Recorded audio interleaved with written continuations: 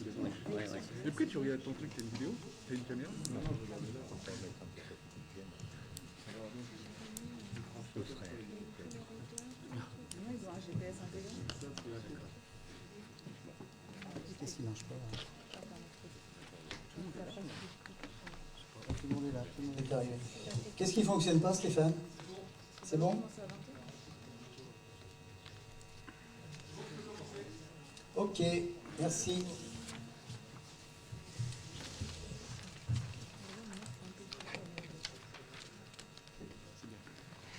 Mesdames, Messieurs, bonsoir. Nous saluons aussi les gens qui nous suivent en Facebook Live, en direct. Donc nous allons commencer par l'appel. Donc Gaëtan Sorin, absent. Pouvoir à Marc Ferraud. Aurore Lancéa. Oui. Adam Samper-Brahimi. Oui. Donc Anna Monnier, absente. Pouvoir à Adam Samper-Brahimi. Brahimi Samper, pardon. Marc Ferraud. Oui.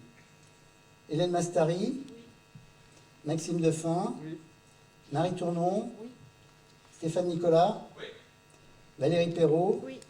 Jean-Marie Morandi. Oui. Caroline Alizard. Oui. Arnaud Rousseau. Émilie Damien. Oui. José Lerma. Noël Renaud. Oui. Patrice Lesage. Oui. Lidvine Ferreira. Oui. Thomas Dubois. Oui. Virginie Potonnier. François Imbert. Oui. Madeleine Gaudin. Oui. Kamel Jazz. Oui. Marie-Eva Sanseo-Bakara. Présente. Michel Le Guévic. Présent. Corinne Robin. Oui. Et Jean-Claude Bréard présent. Donc nous avons dû avancer à 18h l'heure du conseil municipal liée au couvre-feu à 20h. Donc et nous avions demandé à la préfecture si nous pouvions avoir une dérogation. Pas de réponse, donc on reste dans les lignes gouvernementales. Donc nous allons passer à l'élection d'un secrétaire de séance. Qui va être secrétaire de séance? Patrice. Donc Patrice Lesage. Donc nous allons avoir l'adoption du compte-rendu de la séance du 7 octobre 2020. Le point numéro 1 du Conseil, l'acquisition d'une parcelle non bâtie AC 97. Point numéro 2, acquisition de parcelles non bâties AA 105, AH 337, AI 204, AI 224, AM 250, AM 326 et AS 89. Point numéro 3, zone d'aménagement concerté, ZAC des Marronniers, du quartier des Marronniers, dossier de réalisation modificatif numéro 1. Point numéro 4, maîtrise d'œuvre pour la construction de la maison médicale, attribution de marché. Point numéro 5, budget primitif 2020, décision modificative numéro 2. Point numéro 6, budget principal, autorisation de dépenses, section d'investissement. Point numéro 7, approbation de la convention intercommunale d'attribution des logements sociaux. Point numéro 8, tableau des effectifs, création d'un poste de brigadier chef principal. Point numéro 9, armement des policiers municipaux. Point numéro 10, dénomination d'un équipement municipal. Point numéro 11, dénomination d'un espace public. Ensuite, questions diverses, informations. Bien, sur le point numéro 1, donc, adoption du compte-rendu du Conseil du 7 octobre 2020. Donc, les points à l'ordre du jour, donc décision du maire. Point numéro 1, tableau des effectifs, création d'un poste d'agent de maîtrise et fermeture d'un poste d'agent de maîtrise principal.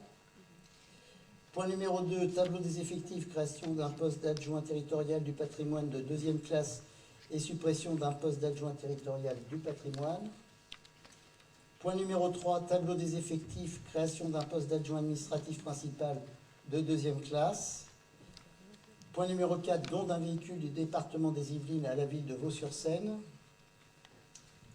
Point numéro 5, spectacle, actualisation des tarifs. Point numéro 6, conseil municipal enfants, questions et informations. Y a-t-il des remarques? Il n'y a pas de remarques?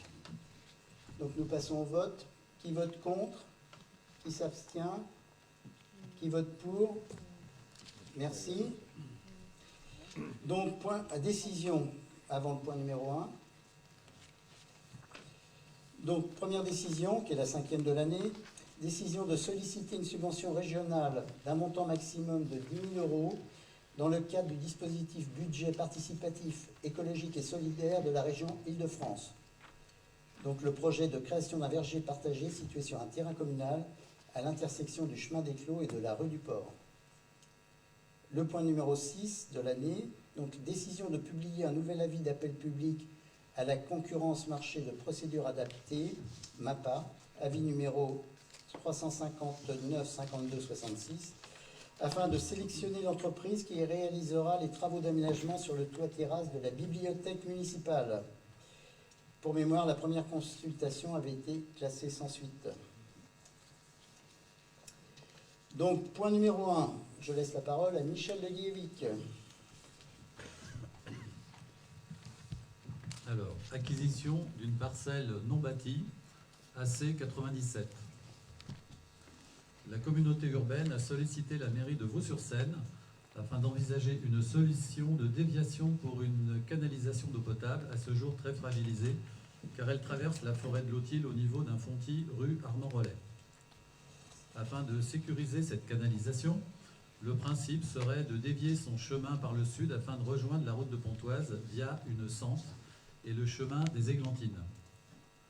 Pour faciliter la réalisation de cette opération, la commune propose d'acheter la parcelle cadastrée AC 97 d'une surface de 1276 m², située en zone non constructible au prix de 638 €, auquel il faut ajouter les frais de notaire à la charge de la ville. La proposition a été faite au propriétaire qui a fait parvenir son accord par écrit à la mairie.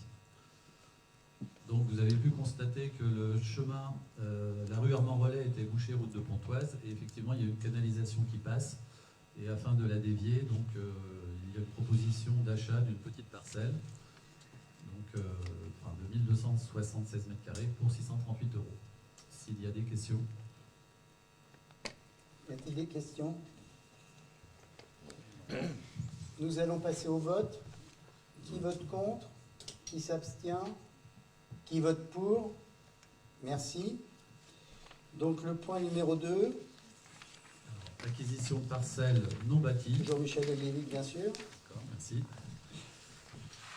Alors, la propriétaire de plusieurs parcelles non constructibles situées sur le territoire de Vaux-sur-Seine a fait connaître son intention de vendre ces parcelles car elle n'a plus d'attache sur la ville.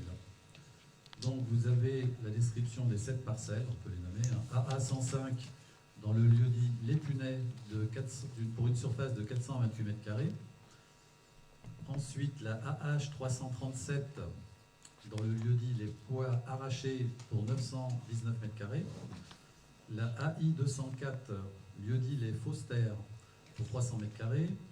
La AI 224 lieu-dit Les Basses Fosses pour 368 m². La AM 250 lieu-dit Chemin des Prés 511 m². La AM 326 le Haut-Pré Ouest 487 m². Et la AS 89 au lieu-dit Pavé de la Rive 460 m². Donc le tout pour une surface totale de 3473 m².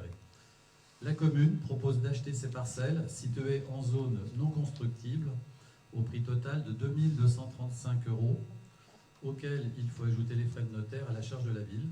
La propriétaire a fait parvenir son accord par écrit à la mairie. Donc vous avez des plans qui situent les différentes parcelles, dont une partie se trouve dans la partie boisée sur les hauteurs, et puis une partie qui nous intéresse davantage, plus près des bords de Seine, comme le Pavé de la Rive, ou alors celles qui sont près de la Sente des Hauts-Prés, par exemple, qui peuvent être intéressantes dans le cas de regroupement de parcelles qui nous appartiennent déjà. Donc si vous avez des remarques particulières. Pas de questions? On en a donc qui sont juste à côté ou pas du tout? On a des parcelles à nous, à la mairie, qui sont à côté? Oui, là c'était un lot. Voilà, la propriétaire se proposait que la mairie rachète le lot d'ensemble. On en a déjà, oui. Dans ce Oui, on coin-là. en a, c'est surtout Oui. sur le secteur de la Sente des Hauts-Prés et du chemin des Clos, Ouais. que c'est le plus intéressant. Ce serait- Ça peut nous permettre aussi d'augmenter les parcelles pour les jardins familiaux. Et... C'est ça, oui. Mm. D'accord. Y a-t-il d'autres questions? Nous allons passer au vote. Qui vote contre? Qui s'abstient? Qui vote pour? Merci. Donc nous allons passer au point numéro 3, la zone d'aménagement concerté, la ZAC quartier des Marronniers. Dossier de réalisation modificatif numéro 1, Michel Guilly, toujours. On continue. La zone d'aménagement concerté, ZAC quartier des Marronniers, a été créée par délibération du conseil municipal le 26 octobre 2011. Par délibération en date du 7 juillet 2015, le conseil municipal a approuvé le dossier de réalisation de la ZAC. Depuis, la tranche 1 a été réalisée.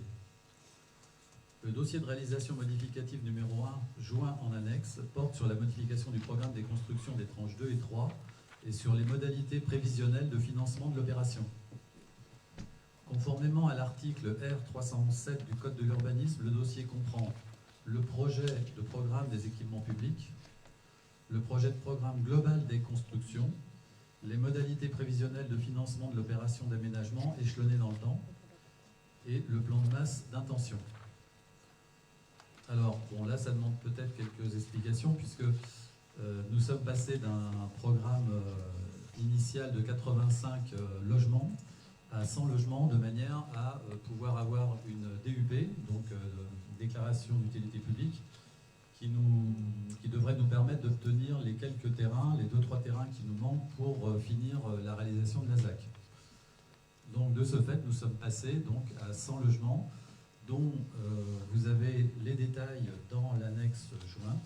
Alors, on peut donner quelques précisions.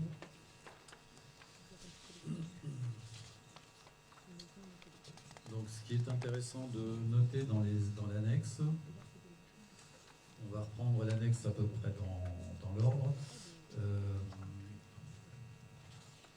Vous avez notamment Le phasage de l'opération, peut-être la page 4. Alors, la page 4... c'est celle qui est sur ta droite, là-bas, je pense. Oui, c'est... Pardon, j'ai la 5. Non, c'est la 5, non, c'est pas, pas le bon tableau. Ah, c'est la page 5. Voilà, alors vous avez déjà les modalités de financement dans l'annexe qui fait le total, c'est un tableau qui récapitule un petit peu ce que l'aménageur a eu comme dépenses d'aménagement sur la ZAC. Donc entre voirie, tranchées, éclairage, eau, électricité, téléphonie, espace vert, clôture. Donc là il y a un descriptif où c'est indiqué 3 719 000 le prévisionnel, enfin non, là c'était le réalisé d'aménagement sur la ZAC, puisque là vous avez aussi les dates de réalisation. Ensuite, la participation, donc il y aura donc un espace qui va servir de terrain, enfin un terrain communal qui sera réservé dans cette ZAC, qui fera 1544 m². Et ce terrain, il a été estimé à environ 190 000 € en valeur. Ensuite, on peut préciser aussi que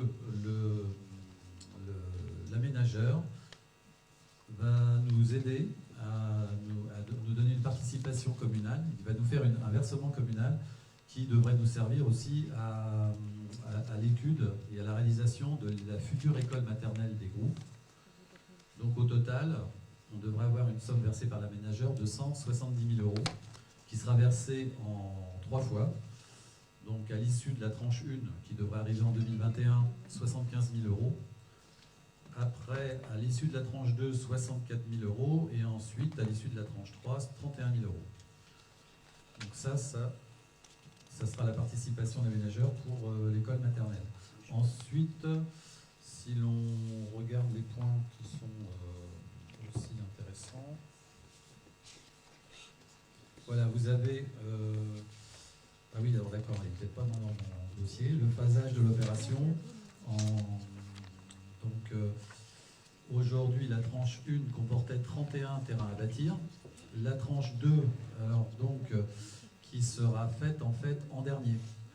Et la tranche 3, qui va être faite donc, en 2021, on l'espère. Enfin, si on peut le dire, puisque le dernier obstacle qui restait sur la tranche 1, c'était un diagnostic archéologique qui n'a pas constaté de points particuliers.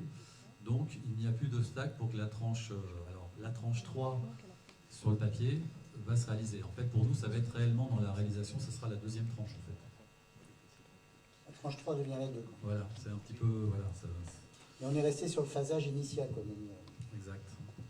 Donc cette tranche 3 qui devrait démarrer en 2021 comportera donc 10 terrains à bâtir et 17 maisons de ville sociales. Donc ce seront des pavillons mitoyens avec 17 maisons de ville. Et ensuite, ça sera donc la tranche 2 qui sera faite en dernière tranche, qui comportera 42 logements, dont 22 terrains à bâtir, donc avec le choix du constructeur, et 17 logements sociaux, dont 3 maisons de ville, pareil, mitoyennes. Donc ça, c'est le phasage de l'opération. Et ensuite, vous avez le financement de l'opération, mais là qui concerne davantage qui concerne l'aménageur, en fait, où vous avez son bilan, donc le total, entre ses recettes, ses dépenses et le phasage. Donc, on peut le dire, hein. Donc, le total des recettes estimées, c'était 11 440 euros hors taxe. Et son total 11 de... millions. 11 millions, pardon. Oui, oui. Sinon, on n'arriverait pas au bout de la ZAC. Et les dépenses estimées, 10 601 000 pour l'aménageur. Donc voilà un petit peu les modifications qui arrivent sur la ZAC, qui devraient démarrer très prochainement. Si vous avez, après, vous avez aussi le plan en dernière page, le plan. Ouais. Si vous avez des questions. Est-ce qu'il y a des questions? Oui. Donc c'est vrai qu'on reprend le schéma de 2011, 2013, 2015, donc c'est actualisé puisqu'on arrive dans la possibilité d'acquérir ces terrains de la T3 quoi, et de la DUP bien sûr. On avait avant 4000 m², on se retrouve aujourd'hui avec 1544. Ouais. Alors, vas-y Michel. Oui, oui, non, effectivement, dans la décision initiale, on avait 4000 m² en zone réservée publique, mais comme on a densifié le nombre de maisons et le nombre de logements, on a dû faire un compromis. Donc on a cédé une partie et on a gardé 1500 m² pour la commune. Oui. Voilà. Et le coût des logements sociaux aussi fait que obligatoirement on a réduit aussi lié à l'équilibre financier de Nexity, de l'aménageur. Et vous comptez faire quoi? Parce que vous parlez d'un prix de vente qui me paraît tout à fait normal. Pour l'instant, on n'a pas de décision prise sur cet équipement public qui sera fait sur cette parcelle. Et les 3 autres parcelles donc, qui vont être d'intérêt public, on va faire quoi dessus et on va les racheter j'ai pas de micro. Non, mais même si... je pense qu'on entend, mais c'est nous qui entendons mal. Ouais, parce qu'on a le bruit de... On a le bruit derrière. Résignement, sinon on peut Arrêtez passer le le micro. soufflet, ouais. Et oui, sur les 3 Attends, on va passer le micro.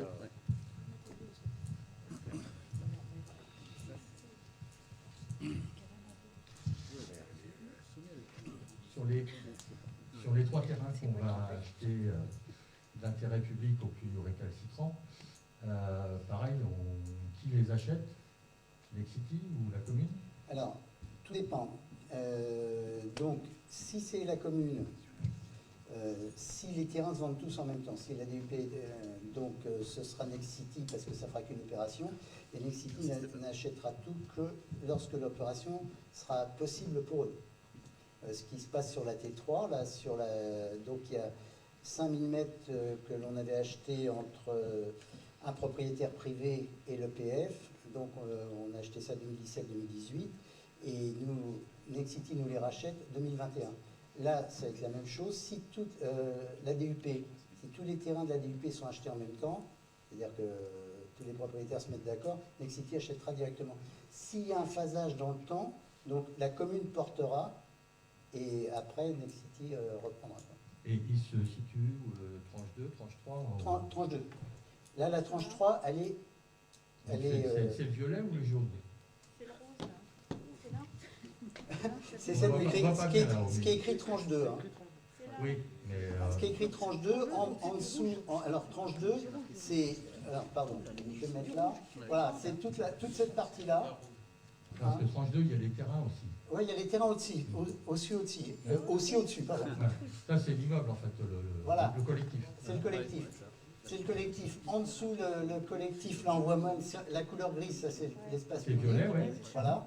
En remontant vers la gauche, pour vous, voilà, ici, ce sont les 3 pavillons sociaux. Et tout le reste, ce sont des espaces, des terrains mis à la vente. D'accord. Donc les 3 terrains dont on parle, ils sont dans les futurs Ils terrains sont, bâtis. ils sont à cheval dans la tranche 2, bien sûr. Où il y a la route qui traverse en fait. Ouais, Entre la route et le truc rouge. il y en a 2 qui sont plutôt sur les espaces, bord espace public et qui traversent, qui sont traversants, qui sont des bandes. Et les 2 autres qui se trouvent sur l'espace vert vendu, quoi. Tac. Et je suppose que Nexity a regardé ça, mais les derniers terrains là, de la future tranche 2, qui sera la tranche 3, Oui. au niveau massif de Lotilde, on n'a pas de problème là pour construire sur ces terrains-là parce qu'on Non, aucun souci. est en plein dedans là. quand même. Non, on est en dessous. Non, on est en dessous, aucun problème. Sinon l'opération n'aurait pas été viable depuis le départ. Et sur la tranche 1, on est au-dessus de ces terrains-là. Oui. Attends, le PLU a bien. Oui, non, mais on n'a repris pas ça, de... on est sûr que ces terrains-là sont vraiment commerciaux. Oui. Et le PLU a tenu compte aussi de la ZAC des marronniers qui était en cours. Ok. Et au niveau, je crois qu'on a investi un petit peu d'argent à un moment pour racheter des terrains. Ça, c'est pareil, c'est Nexity qui va rembourser Bien sûr. ensuite. C'est-à-dire que, Et en fin de compte... on essaye de faire une petite marge en leur demandant ou... Alors, normal.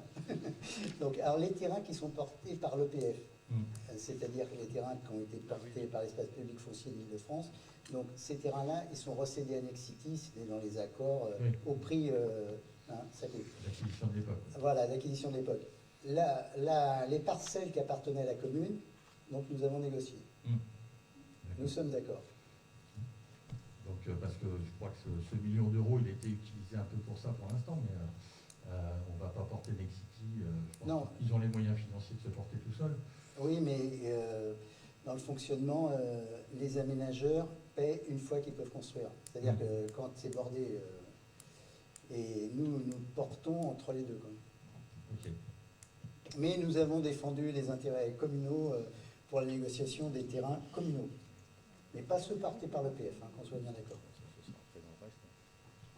Oui, il y avait des aménagements prévus, un peu d'air de jeu et tout, mais pour la première tranche, je suppose qu'il n'y aura rien de prévu là-haut. On fera ensuite un petit peu d'air de jeu sur les... Non, mais les propriétaires attendent un peu, quoi. Oui, en fait, pour l'instant, effectivement, on ne pourra pas faire les aménagements tant que les constructions ne seront pas terminées. Donc ça remonte à... Ça va repousser à combien? 3 ans ou 4 ans. Parce que quand on voit le temps qu'ils ont mis pour faire la tranche 1, on va démarrer 2021 la deuxième tranche. Donc on en a au moins pour 4 ans, je pense. L'espace public de 1544 mètres carrés, ce sera une décision du Conseil pour savoir ce que l'on fait dessus. Du Conseil actuel. Il y a très longtemps, quand on a parlé de ce projet-là. Ah, mais ça fait 10 ans, plus de 10 ans. On avait prévu une petite école secondaire là-haut, pour le plateau. C'était un collège. Non, c'était un collège à l'époque. Non, mais après, oui, bien tout à avant, fait. ça. Non, mais je pense qu'on ne s'orientera pas déjà à 1500 mètres carrés, on ne pourra pas faire une grande école. Ce qui était le cas à l'époque, peut-être avec 4000 mètres carrés. Après, en réflexion, soit on faisait une école maternelle, soit on faisait une école élémentaire. Le souci que l'on a, c'est qu'il y a des parents qui ont des enfants qui sont en bas, en haut, donc ça crée un peu le... Donc on partira plutôt sur ce qu'on a tous dit, c'est une réhabilitation de l'école maternelle, quoi, actuelle. Mais là c'est vrai qu'on est parti aussi sur une aire de jeu, pourquoi pas, mais je pense que ce sera une réflexion du Conseil pour savoir ce que l'on veut mettre sur les 1500 mètres, sur... Parce que c'est haut là-haut quand même. Oui, c'est pour ça. On leur fait pas l'air de jeu, descendre en bas. Non, mais l'aire de jeu, c'est pas idiot, il n'y a pas de problème. Surtout, je crois que Nexity avait un peu vendu ça au 31 premier lot, Ouais. donc ça Il y en a râle un qui peu. Quoi. attendaient ça, ouais.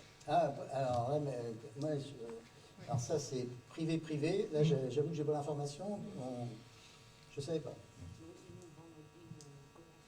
Ok. Leurs gamins, ils seront lycéens. Mais s'il y a aire de jeu, ce sera sur la T2, sur le terrain municipal qui est identifié ici, enfin qui était identifié. Il est parti. Bien, est-ce qu'il y a d'autres questions? Bon, nous allons passer au vote. Qui vote contre? Qui s'abstient?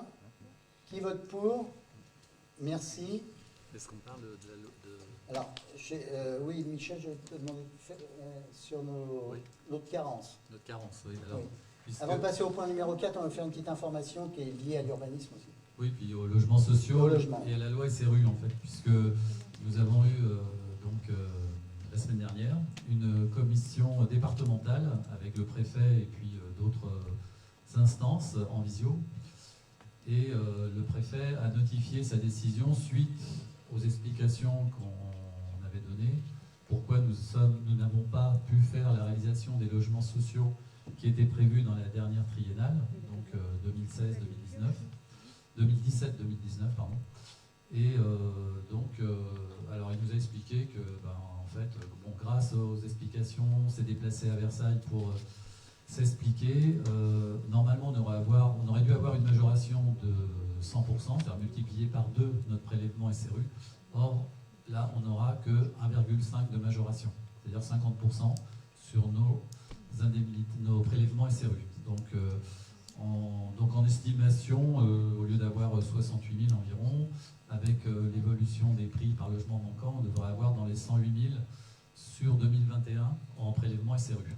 Et là, pendant 3 ans, cela, puisque la majoration, la triennale dure jusqu'en 2020-2022. Elle se terminera donc fin 2022. À moins que À moins qu'on en sorte avant fin 2022. Je suis pas sûr. Je suis pas sûr. C'est sûr. Parce qu'en fait, il faut que ça s'arrêtera que si on réalise nos 118 logements à faire, Oui. qui sont à faire pour fin 2022. Oui, et si on les réalise avant Moi, j'y crois pas parce que. Non, mais ok.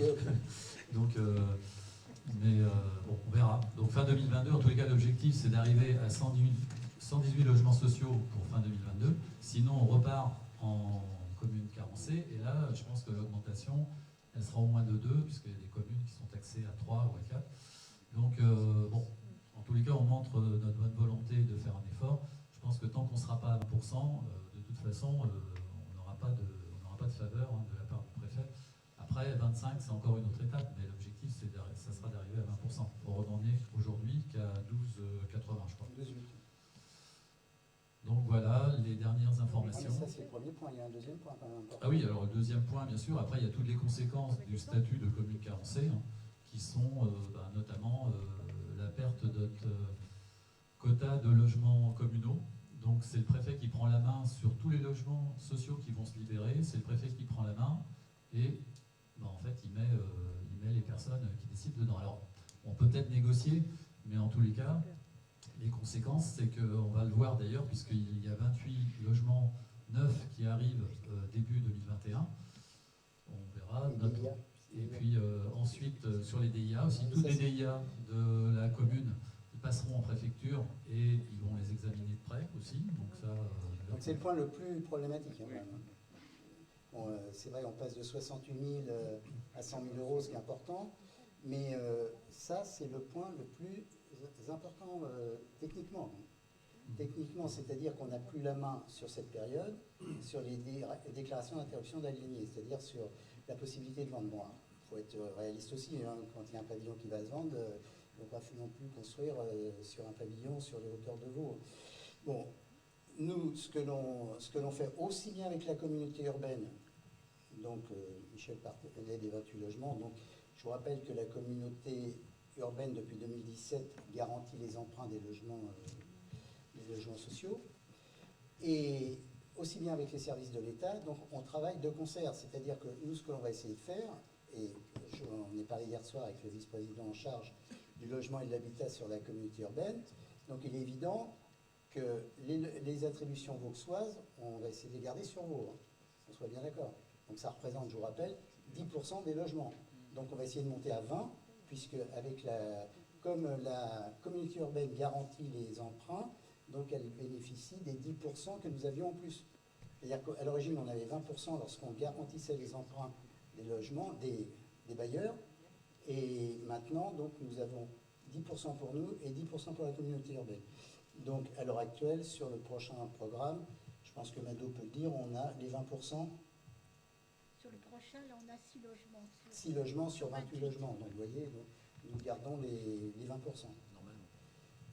Non, c'est fait. C'est vrai, c'est Ah sûr. oui, c'est sûr, c'est sûr, c'est sûr. Donc, si vous voulez, le tout, c'est qu'on travaille en bonne intelligence et qu'on sorte le plus rapidement de cette situation. L'État est derrière nous. La présidente de la région m'a passé un message cet après-midi pour me dire si vous avez besoin, on vous aide. Le département nous aide. La région nous aide déjà avec le foncier qui est... le terme m'échappe. Sur les RD. Oui. La veille foncière, voilà. La veille foncière, voilà. Sur la veille foncière, sur la RD 190. Et le département nous aide aussi, parce que lorsqu'on trouve des logements comme on a trouvé au printemps dernier, donc le département, quand il y a une différence entre le prix d'acquisition et le prix que le bailleur propose, donc c'est vrai que le département a payé cette différence. Donc c'est quand même des secteurs qui nous aident bien. Y a-t-il des questions? Il y en a plusieurs d'ailleurs. Plusieurs thèmes en même temps. Toujours la même, quoi. C'est, ce préfet est redoutable. Heureusement, il y aura des élections en 2022, mais bon, c'est qu'ils prennent la main sur les DIA. De toute façon, la GPSO a déjà plus ou moins la main sur les DIA.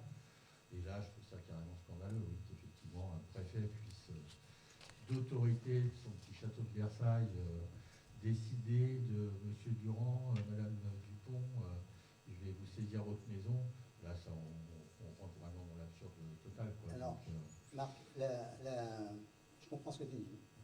La loi SRU, 13 décembre 2000. Gouvernement Chevènement, Lionel Jospin. Ça s'est suivi après avec les gouvernements de Chirac, donc il n'a pas enlevé la loi SRU. Hollande ne l'a pas enlevé, Sarko ne l'a pas enlevé. Aujourd'hui, Macron ne l'a pas enlevé non plus. Donc c'est pas. Et le préfet, c'est le bras armé de l'État. C'est pas lui. Le sous-préfet. On est bien d'accord, Jean. C'est le bras armé de l'État. Voilà, on c'est ça. voit bien l'État, comment il est bien armé. C'est ça. Mais donc, aucun, pendant ces 20 ans, n'a exactement, elle a même été renforcée, n'a diminué ou n'a supprimé la loi SRU. Au début, on était sur 20%, aujourd'hui, on est sur 25%. Alors, si vous voulez, quand en 2000, réflexion Josès, quand en 2000, on se dit, bon, la loi SRU, dans 25 ans, il faut que vous soyez à 20% à l'époque. Donc, c'est vrai qu'on se dit 25 ans, 2025, si aujourd'hui on vous dit quelque chose pour 2045, vous dites on a de quoi revenir. Hein. Mais le problème, c'est que là, on arrive près de 2025. Nous, entre 2000 et 2010, on n'a pas eu les moyens spécifiques de faire du logement. Ça a commencé en 2009 et un peu avant avec les bâtiments qui sont au-dessus de la mairie, où il y a 50% de logements sociaux dedans. Et 2009 avec la construction du 3 bis rue du Général de Gaulle. Mais c'est vrai, et depuis, on a quand même fonctionné. Toutes nos triennales, excepté celles-ci, ont été validées. On a fait même plus que ce qu'il fallait faire. Des périodes, on avait des triennales à 28, 31 logements, et on sortait, parce que donc des programmes 40 logements sur... voilà. Non, mais je sais bien, c'est pas, Voilà. c'est pas spécialement contre la commune. Bon, d'ailleurs, comme on est bien et qu'on fait plus, on a le droit à 50% d'amende au lieu de 100%. C'est quand même assez lamentable, puisque c'est pas comme si on faisait rien. Et puis ensuite, il y a quand même la démographie de chaque ville. Il faut arrêter un peu. Quand on est entre les carrières, les zones inondables et les machins, on ne peut pas exiger le même quota. Tu as le même discours que nous, tu as le même discours que nous, Marc. Exactement le même discours. Et là, je pense qu'il faut vraiment qu'on se batte à fond tous ensemble là-dessus, quoi. Ah oui. Il y a eu une commission d'enquête à ce propos, et vous aviez la possibilité de venir à dire ce que vous pensiez de l'enregistre. Ça raconter ça. Non mais ça on l'a défendu auprès des services. On a exactement ce discours. Vendredi matin, c'est ce que j'ai dit. Hein. 840 hectares, 20 hectares constructibles, forêt d'un côté et la Seine de l'autre. Donc c'est vrai que le préfet, le sous-préfet, puisque c'était Oui, il était venu. Il est venu bien au courant, il est venu, il le sait. Hein. Mais, oui, c'est ça. Même lorsque le préfet acquiesce ce que vous venez de dire, en fait, lui, il est obligé d'appliquer la loi. On a compris qu'il n'y avait pas d'échappatoire. Et on le voit, puisque les amendes vont en se durcissant aujourd'hui, et ça va pas en s'assouplissant. C'est pour ça que Je ne suis pas sûr que demain, si on passe à 30 ou 35%, de toute façon, on pourra le faire, commission d'enquête ou pas commission d'enquête. Merci, je n'ai pas été avisé qu'il y en avait une.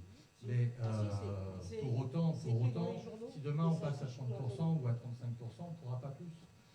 Donc à un moment, oui, je crois qu'il va falloir malheureusement être clair là-dessus et dire mais vous voulez qu'on les mette où, quoi. Ou alors on va faire la défense avec des immeubles de 25 étages. Non, si vous voulez, ils nous ont demandé notre vision 2020-2022, 2020-2022 avec le projet de maison intergénérationnelle, les bâtiments avec, qui sont portés en foncier par l'EPF, qui vont être portés, sur lesquels on essaie de, c'est-à-dire pas reconstruire, mais d'utiliser l'existant, je rappelle. Les logements de la ZAC, on devrait passer sur 2020-2022. Mais 2022-2025, aucune vision. Aucune vision. Je suis incapable de vous dire ce qu'on a comme vision à 2-3 ans. C'est exactement le discours que j'ai tenu au sous-préfet vendredi dernier. Avec Michel et Florence. Il faut détruire de l'existant, raser de l'existant pour remonter l'immeuble à la place.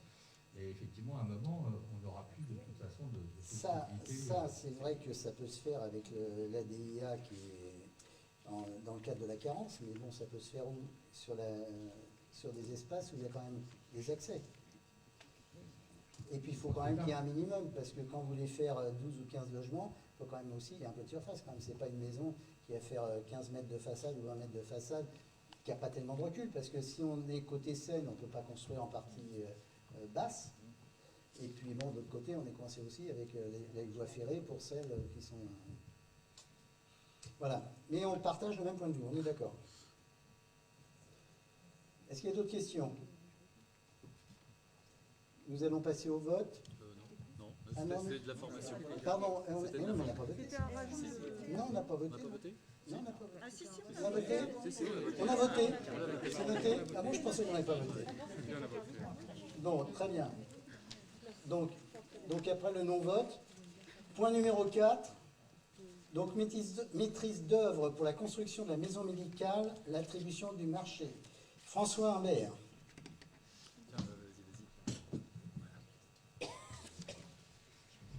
Alors, maîtrise d'œuvre pour la Excuse-moi, François, je te dérange juste 30 secondes. Sur le pouvoir d'Anna Monnier, c'est pour Adam. Il était noté, parce que en le relisant, je le vois, qu'elle ne souhaitait pas prendre part au vote pour adopter le compte-rendu de la séance du 7 octobre. Oui, il faut suivre ça. Parce qu'on est passé comme une lettre à la poste, donc est-ce que... Bah on suit ses consignes, oui. Même pour... oui, on suit ses consignes. D'accord. Et même pour le point 3. D'accord, ok. D'accord, on fait On comme vous ça. l'a laissé pour que justement... Très bien. vous Non, voyez, parce que je ne sais pas si... Parce que Adam, sinon, il va faire... Ouais, d'accord, ok. Il va être perturbé. D'accord. François. Donc la maison médicale, projet attendu de tous, donc maîtrise d'œuvre pour la construction de la maison médicale. Le projet de construction d'une maison médicale à Vaux-sur-Seine s'inscrit dans la politique départementale de soutien à l'offre de santé dans les Yvelines. Aussi, le département finance plusieurs projets yvelinois, dont celui de Vaux-sur-Seine. Dans le cadre de la convention de délégation de maîtrise d'ouvrage, déléguée entre le département des Yvelines et la commune de Vaux-sur-Seine pour la construction d'une maison médicale, la commune, accompagnée d'un assistant à maîtrise d'ouvrage, a lancé une consultation de mise en concurrence pour désigner un maître d'œuvre. Cette consultation a eu lieu au mois d'août avec une réponse pour le mois de septembre. À l'issue de la consultation, 23 candidats ont déposé une offre sur la plateforme dématérialisée. Conformément au règlement de consultation, une phase de négociation a été menée avec les candidats qui avaient répondu correctement aux critères. Sur proposition de l'assistance à la maîtrise d'ouvrage missionnée par la commune, la commission d'appel d'offres CAO, réunie le lundi 8 décembre 2020, a émis un avis favorable à l'attribution du marché de maîtrise d'œuvre pour la construction de la maison médicale à l'atelier Maurias-Martin, situé à Richebourg, 78 550, pour un montant prévisionnel de 192 965 € hors taxe, OPC et dossier de consultation marché connexe inclus, pour un montant total des travaux estimé à 1 800 000 € hors taxe. Il est demandé au conseil municipal d'autoriser le maire à signer le marché est uniquement relative à cette attribution. Y a-t-il des questions? Bah oui, un petit peu, Les- oui. Ouais. Effectivement, a priori, on a 1,8 million donc, de subventions. Ah non. Enfin, On est financé on combien est de temps financé à 100%. C'est mais- pas nous qui finançons. D'accord. Mais si on dépasse, parce qu'on sait qu'on dépasse déjà, c'est 1,8 million. Alors, qui finance? Le département. Même si on monte à 2,3 millions, parce qu'on se rend compte qu'on est en bord de Seine, qu'on va avoir des fondations vachement profondes. Non, mais ce sera le département. On est sûr de ça. On est sûr de ça parce que je suis sûr de ça. Bon. Non, mais donc, c'est enregistré. Voilà, Ça- c'est enregistré. Parce qu'effectivement, on sait qu'elle va nous coûter un peu cher à entretenir. Si en plus on Je parle pas dépasse- d'entretien, Non, là, non, je parle non. juste de construction, qu'on soit Oui, d'accord. oui, oui, on est bien d'accord. Mm. Et si on dépasse de 500 000 la construction, avant de les récupérer... On ne dépassera sur pas, les- on dépassera pas de 500 000. On ne dépassera pas de 500 000. Mais il est possible, le point d'interrogation, ce sont les pieux. Hein, c'est ça. François, je te laisse parce que notre technicien est là. Oui, oui.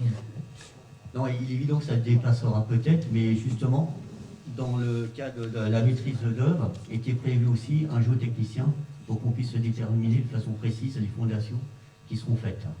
Donc à partir de là, on pourra avoir une estimation un peu plus précise du montant de l'opération. Non, et puis bon, apparemment, ce bien retenu est très bien, c'est pas le sujet. Ouais. C'est Non, le il y a eu dépassement, quoi. Donc, mais comme monsieur le maire s'est engagé sur ses deniers personnels, donc il n'y a pas de... il y a pas de Il a dit, problème. non, il a dit le Je vais département. vendre, je vais vendre. Non, Non, mais on a, Alors, qu'est-ce que t'en fais on a une, je ne vais pas trop m'avancer, mais on a une marge de sécurité, si vous voulez, en quelque sorte. Ok. Y a-t-il d'autres questions? Qui vote contre? Qui s'abstient? Qui vote pour? Merci. Bien, le point numéro 5, le budget primitif 2020, une décision modificative numéro 2. Maxime.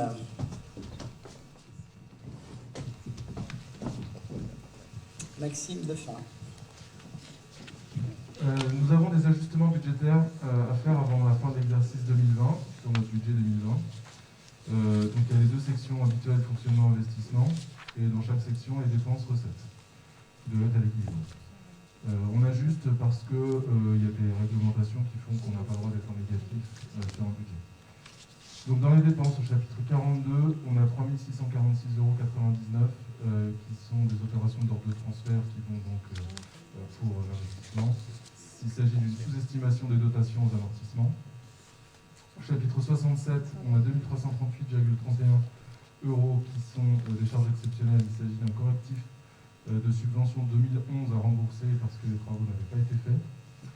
Donc ces 3 000 et ces 2 000 font 5 985,30 € qu'on vient piocher dans un chapitre 22 dépenses imprévues qui était excédentaire.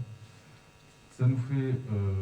on vient de piocher seulement 5 585,30 €, ce qui nous fait un total de 400 €, plus 400 €, qui vient s'équilibrer avec les 400 € de recettes du chapitre 42, opération d'ordre de transfert entre sections. Il s'agit d'une subvention transférable sous-estimée. Sur la partie investissement, dans les dépenses, on reprend au chapitre 40 l'opération d'ordre de transfert entre les sections de 400 € qui vient du fonctionnement. On a au chapitre 10 des immobilisations corporelles en plus pour 1959,44. Il s'agit d'un remboursement d'une taxe d'aménagement. On a 32 006 € en plus pour le chapitre 13 de subventions d'investissement. Il s'agit d'un remboursement d'une subvention de la CU qui était indue. On vient chercher 30 718,45 € sur le chapitre 21 pour les immobilisations corporelles, pour arriver donc à un total de 3 646,99 pour arriver à l'équilibre avec les recettes du chapitre 40, opération d'ordre de transfert entre les sections, qui vient d'une section de fonctionnement. Je précise juste qu'il n'y a pas d'impact financier, c'est uniquement comptable, donc cet argent-là n'a pas disparu du jour au lendemain. Voilà. Ok, merci Maxime. Y a-t-il des questions? Donc nous allons passer au vote. Qui vote contre? Qui s'abstient? Qui vote pour? Merci. Donc budget principale 2021, autorisation de dépenses, section d'investissement. La parole est à Patrice Lesage. Alors, l'article L 1612-1 du Code général des collectivités territoriales précise que la liquidation des dépenses de fonctionnement et le recouvrement des créances ne peuvent se faire que jusqu'à concurrence du montant des crédits ouverts l'année précédente.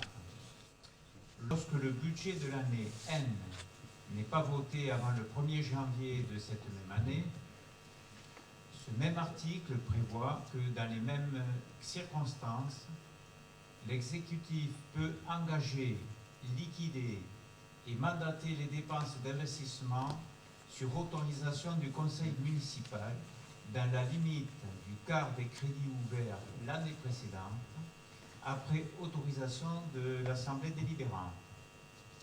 Dans ce contexte, chapitre 20, immobilisation incorporelle, dans le BP 2020, nous avions un montant de 30 483,24. Un quart des crédits alloués, ça représente 7 620,81 euros. Chapitre 21, immobilisation corporelle, 1 926 292,87 euros. Un quart des crédits alloués, ça représente 481 573,21. Il est demandé au conseil municipal d'autoriser le maire à engager, liquider et mandater des dépenses réelles d'investissement dans la limite du quart des budgets alloués en 2020, et ce jusqu'au vote du budget primitif 2021. Soumis à approbation. Est-ce qu'il y a des questions? Donc nous passons au vote. Qui vote contre? Qui s'abstient? Qui vote pour? Merci. Point numéro 7, approbation de la convention intercommunale d'attribution de logements sociaux. Madeleine Gaudin, la parole est à toi.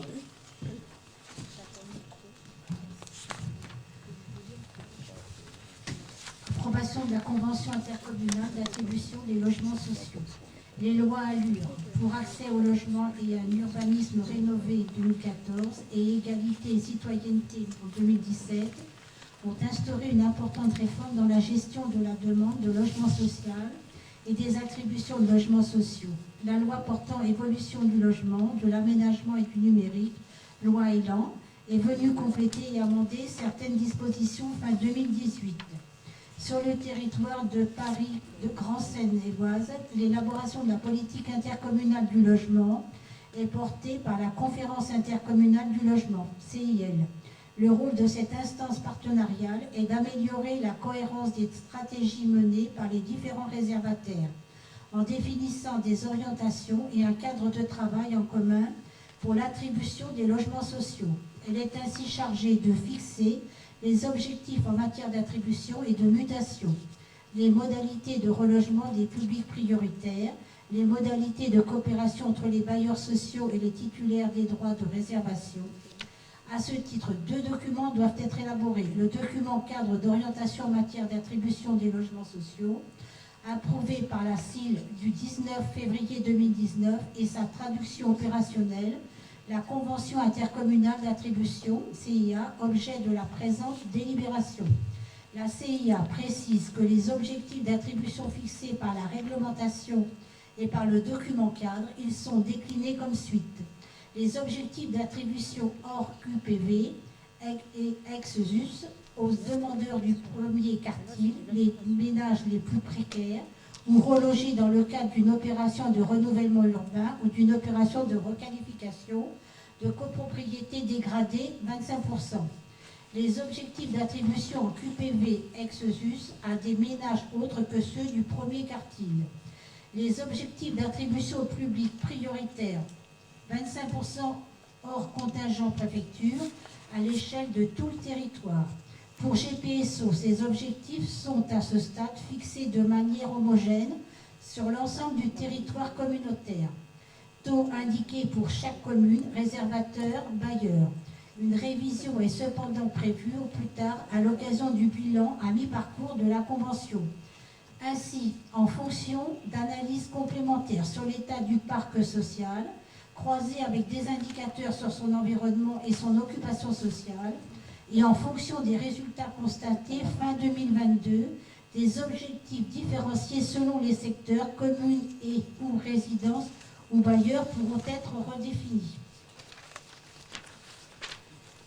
Le projet de SIA identifie par ailleurs 6 groupes d'action qui seront précisés et approfondis dans le cadre des instances opérationnelles de la CIL mises en place par la communauté urbaine. Ces groupes d'action sont les suivants.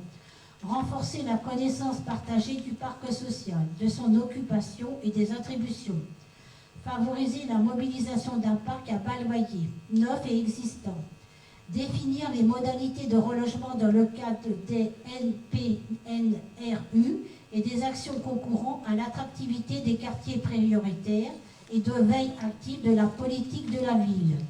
Améliorer le repérage et l'accompagnement des ménages prioritaires. Mieux répondre aux demandes de mutation.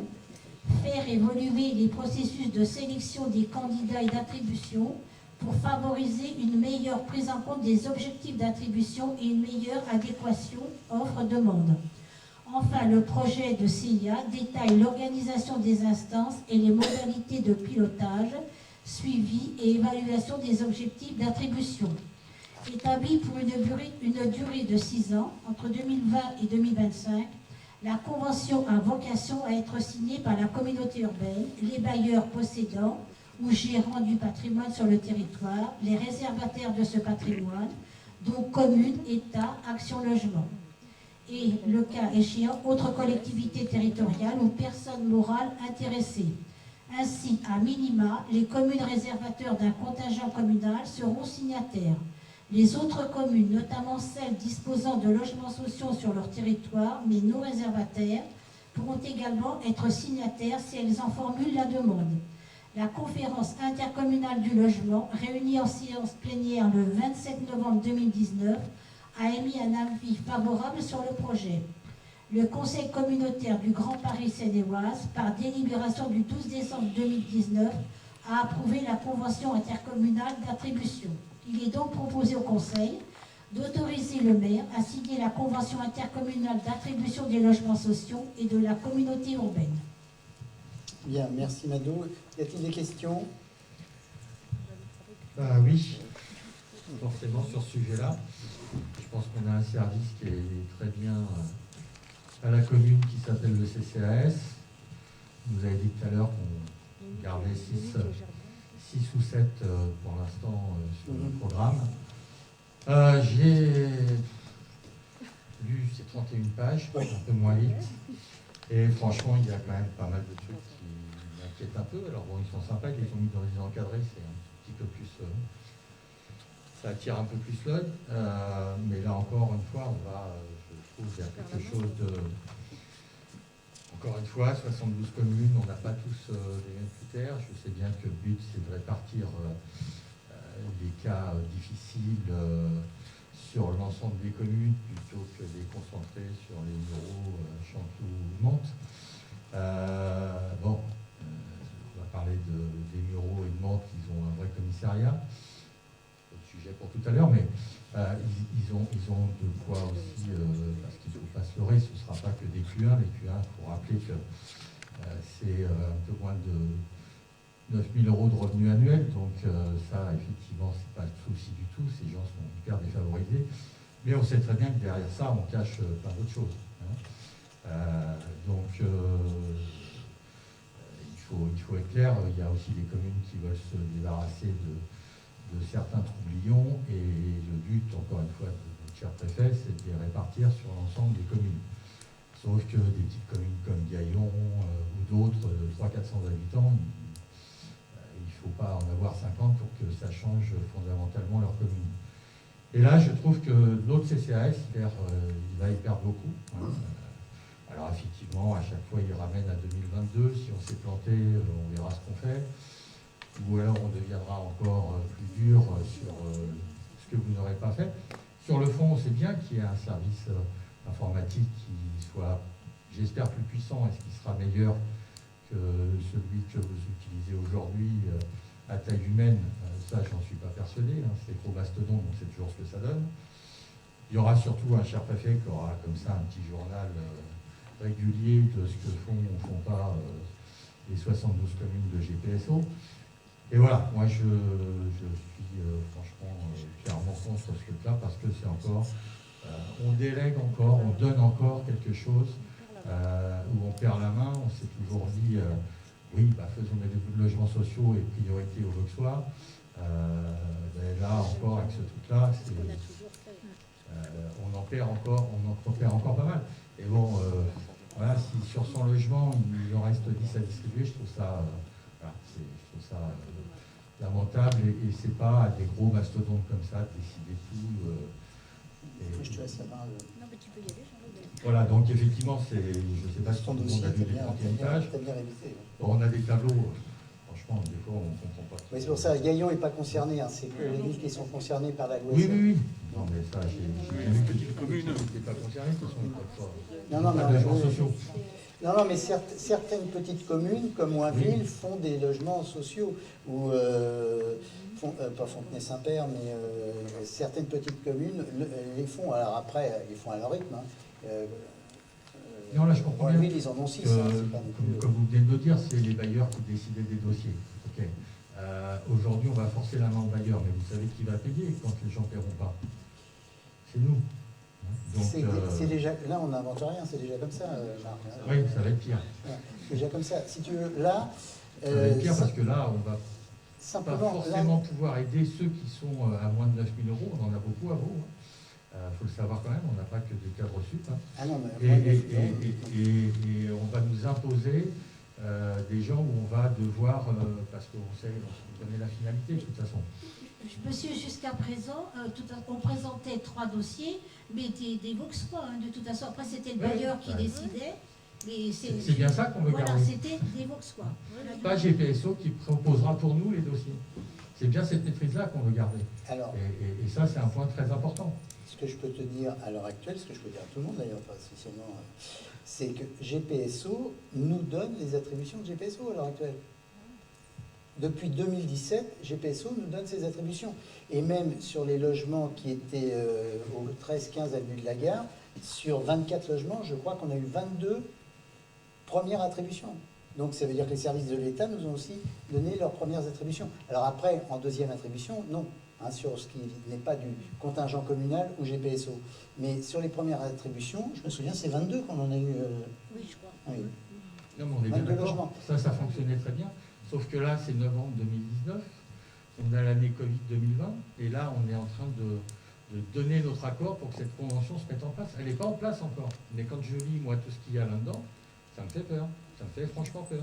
Pour l'instant, bah, c'est très bien, on a géré, et comme ils ne savaient pas trop gérer, ils nous ont redonné les choses, tant mieux. Mais là, non, pas nous, eux. Mais là, cette convention, elle n'est pas encore en place. Aujourd'hui, on est là pour donner notre accord pour la signer, et quand elle va être en place, alors là, il y a des mastodontes derrière qui, petit à petit, vont... quand on parle de formation, ça va être les formations du personnel du CCAS ou les formations de GPSO qui instruisent les permis aujourd'hui. Et alors là, c'est une catastrophe, je sais de quoi je parle, parce qu'il y a 4 personnes qui instruisent au lieu de 50. Donc, je ne parle pas des délais. Mais alors, leur décision de l'âge fait ci, l'âge fait ça, la couleur, ça ne s'intègre pas, le tati, le tata.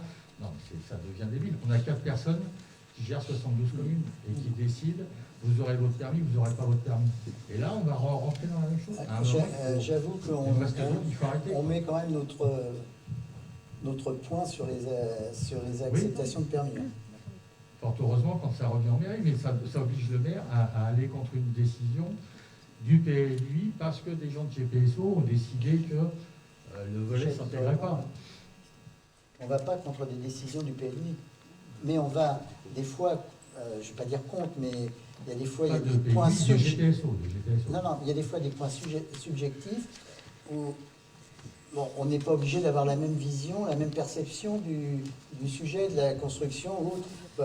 C'est toujours pareil. Hein, on trouve que, un tel trouve que ça c'est moche, ou trouve ça beau, donc il faut faire la part des choses. Quoi, hein, mais là, on s'écarte. Mado, si tu peux répondre sur... Bah, de toute façon, là, c'est déjà presque mis en place, hein, les dossiers. Et puis, je vous dis, là, à chaque coup, on présente les dossiers de la ville. Hein. On a, comment je veux dire, il y a quand même pas mal de demandes des personnes de vous, hein, en liste. Oui, oui, mais c'est bien pour ça, encore une fois, hein, c'est tout à votre honneur. On a un super service, il faut qu'il continue. Là, je vous rappelle qu'on est en train de donner à monsieur le maire l'autorisation de signer la convention. Donc, on ne peut pas dire c'est mis en place. Là, c'est faux, puisque la convention, elle n'est même pas signée. Beaucoup de communes la signeront, peut-être pas d'ailleurs. Hein. Mais en tout cas, c'est après qu'on va voir tout ça. Et on a quand même, à la lecture de 131 pages, une vue de l'après. Et moi, cette vue de l'après ne me plaît pas. Oui, mais les ordres viennent de plus haut, monsieur. Non, bah oui, mais on sait, mais bon, je vais accepter. Hein. Une remarque, nous sommes carencés actuellement. Donc, je dirais qu'on n'a pas trop la main. Oui, mais à force de dire on est carencé, monsieur le préfet, l'allemand, etc., je suis désolé, à un moment, on est dans notre commune, c'est aussi notre commune. C'est monsieur Cadou qui est le préfet de la région. Oui, non, mais c'était une boutade, préfet l'allemand. Je sais de quoi je parle. Donc, ok. Voilà, de toute façon, on est là pour débattre. Voilà. J'ai donné mon avis. Voilà. J'invite tout le monde à bien lire soigneusement ces 31 pages. Voilà. Nous les avons lus. Vous connaissez notre vote. Voilà, okay. Vous connaissez notre vote. D'accord. Bien, donc nous allons passer au vote. Personne d'autre veut s'exprimer, c'est bon. Donc, qui vote contre? 2 Adam. Oui, il y a les pouvoirs. Qui s'abstient? Qui vote pour? Merci. Donc, le point suivant. Donc, tableau des effectifs, création d'un poste de brigadier chef principal. Donc, aujourd'hui, le tableau de la police municipale, le tableau des emplois se présente comme suit. Donc, chef de police municipale 1. Donc, le poste est ouvert, mais il n'est pas pourvu à l'heure actuelle. Un poste de brigadier chef principal, pourvu. Et 2 postes de gardien brigadier qui sont pourvus. Un nouvel agent titulaire au grade de brigadier chef principal intégrera l'effectif à compter du 15 février 2021. Donc à l'heure actuelle, nous avons 2 femmes, donc on rétablit la parité. Donc c'est un homme qui va rentrer au 15 février 2001. Pour finaliser ce dernier recrutement, il est nécessaire de créer un nouvel emploi de brigadier chef principal à compter du 1er février 2021. Les crédits nécessaires, bien sûr, sont inscrits au budget primitif 2021. Y a-t-il des questions? Non, juste, c'est quoi un chef de police municipal? Le chef de police municipal, c'était le grade qu'avait l'ancien chef des polices qui nous a quittés pour une commune plus à l'ouest de Paris. Stéphane? Oui. Ouais. Bah, donc on n'avait pas ce poste? Il est ouvert, mais il n'est pas pourvu. C'est-à-dire qu'il existe, mais il n'est pas pourvu. D'accord. Mais là, à l'heure actuelle, voilà, c'est celui qu'on crée, c'est celui qui va correspondre à la personne que l'on embauche. Là, on avait 2 postes de brigadier, on a embauché une dame qui est brigadier, donc pas de problème. Et là, on va embaucher un brigadier chef principal, donc il va falloir 2 postes ouverts pour 2 pourvus. Et là, à l'heure actuelle, nous n'en avons qu'un. Ok, donc à la finale, on sera 4. Enfin, ils seront 4. Pour l'instant, ils seront 3, puisqu'il y en a un qui s'en va. Il y a un brigadier qui s'en va, le gardien brigadier. Mais à terme, ils seront 4, bien sûr. Okay. Bien. Est-ce qu'il y a d'autres questions? Nous passons au vote. Qui vote contre? Qui s'abstient? Qui vote pour? Merci. Donc, le point numéro 9, armement des policiers municipaux. Thomas Dubois. C'est bon? Chers collègues, l'armement des agents de police municipale est régi par le Code de la sécurité intérieure. Il y a 2 articles qui nous concernent. L'article L511-5, donc je vous lis le passage. Lorsque la nature de leurs interventions et les circonstances le justifient, les agents de police municipale peuvent être autorisés nominativement par le représentant de l'État dans le département, sur demande motivée, à porter une arme. Il y a également l'article 511-18. Sur demande motivée du maire pour un ou plusieurs agents nommément désignés, le préfet du département peut accorder une autorisation individuelle de porter une arme. Donc, pour ce qui est de Vaud, nous sommes concernés par l'arrêté préfectoral du 10 avril 2019 qui permettait d'autoriser les agents à détenir une arme de catégorie D, c'est-à-dire des matraques de type bâton de défense télescopique, matraques de type tonfa et générateurs d'aérosols incapacitants ou lacrymogènes. Depuis 2015, de nombreux événements sont venus alimenter le débat sur le niveau d'armement des polices municipales françaises et de nombreuses communes ont revu leur position sur ce sujet. En outre, les armes de catégorie B permettent de renforcer significativement la sécurité des agents sur la voie publique. Par ailleurs, il apparaît que la question de l'armement est un sujet de négociation lors des recrutements de policiers municipaux. Aussi, il est proposé de demander à Monsieur le Préfet son autorisation pour doter les policiers municipaux d'armes de catégorie B, ce qui veut dire des armes de poing chambrées pour calibre 7,65 ou du 9 mm Luger, avec emploi exclusif de munitions de service à projectiles expansifs et des munitions des armes mentionnées. Et la deuxième partie, ce sont les générateurs d'aérosols incapacitants ou lacrymogènes, dont la capacité est supérieure à 100 ml. Je vous remercie. Donc ce point ne fait pas l'objet d'un vote, hein, c'est de l'information. Est-ce qu'il y a des questions? Bah oui. Est-ce que déjà ça va agir? Alors je comprends que a priori ceux qui viennent de communes où ils ont de l'armement, ils disent à Vaud, c'est pas un plus, on n'est pas armé. Bon. Maintenant, bon, je pense que c'est peut-être quelque chose qui va impacter aussi un peu la vie des Vauxois, donc c'est un sujet qu'il faudrait peut-être effectivement plus approfondir. Bon, alors les armées, qui on va recruter? Est-ce que c'est des gens qui ont déjà eu ça? Parce que c'est pour... Les trois que l'on a sont tous armés, ou ont tous été armés. Voilà, donc dans le recrutement, je pense que c'est important. Après, bon, armement, enfin armé veut dire stand de tir. Bien sûr, donc, oui. Et formation. Et une formation obligatoire. Voilà. Hein. Et puis stand de tir régulier aussi. C'est mieux qu'ils visent la bonne personne, mais qu'ils ne courent pas sur le trottoir. Est-ce que dans un premier temps, déjà qu'ils aient des générateurs plus puissants ne pourraient pas suffire, plutôt qu'en passer tout de suite pistolet à la ceinture, quoi. Des générateurs plus puissants? Oui, parce qu'actuellement, dans la catégorie B, il n'y a pas que l'arme de poing, il y a le générateur que je viens d'évoquer. Oui. Qui est plus puissant que ceux qu'ils ont aujourd'hui. Il y a plusieurs points dans cette raison d'armer les policiers municipaux. Déjà, c'est vrai que le recrutement, très difficile. La preuve, c'est qu'en 2 ans, on arrive aux 3e policiers municipaux. Parce que les policiers municipaux qui sont armés, au bout de 2 ans, ils perdent leur agrément. Donc, soit ils retournent sur une police municipale armée, soit ils perdent leur agrément.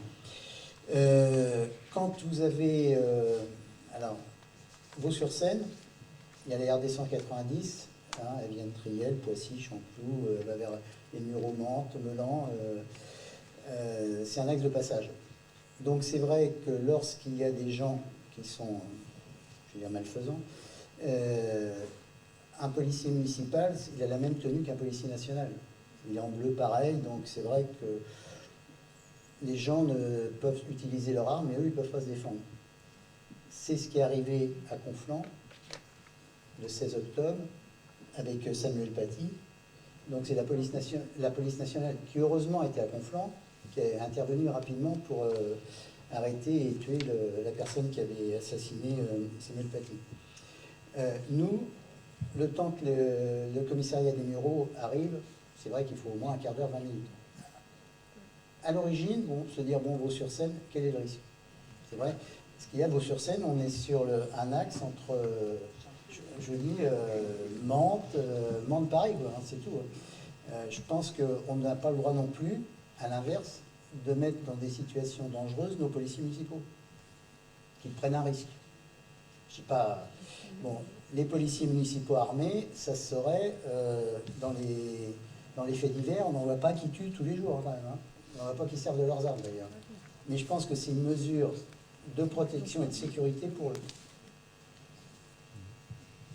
Oui, je suis et eux convaincu qu'à Vaud, dans la journée, on ait besoin d'une police armée. Bon, et comme le soir, ils ne sont pas là. Monsieur Ferraud, ce n'est pas une question de journée. C'est-à-dire que ce soit un malfaiteur ou un terroriste, ça peut arriver à n'importe quelle heure, dans n'importe quel village de France. Hélas, c'est la réalité de la société en France.